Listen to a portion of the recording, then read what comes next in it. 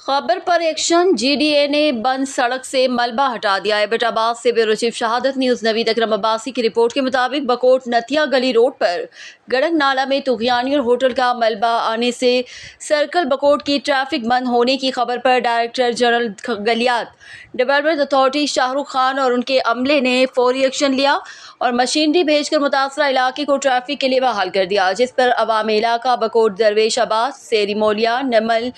तर्च गलियात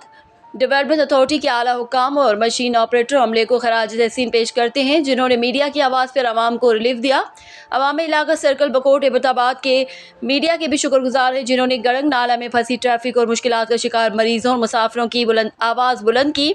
अवाम इलाका का महकमा CNW के हवाले से कहना है, इस महकमे की जिम्मेदारी है कि वो इन सड़कों की सफाई, मरम्मत और बहाली के काम करें, जिसके लिए भारी मद में फ़ंड दस्तियाब होते हैं। मेंबर कौमी असम्बली और सूबाई असम्बली इसी हवाले से अपना किरदार अदा करके जगह जगह आने वाली लैंडस्लाइडिंग को हटाकर नथिया गली बकोट रोड, कोहाला बकोट निमल रोड को काबिल इस्तेमाल बना लें।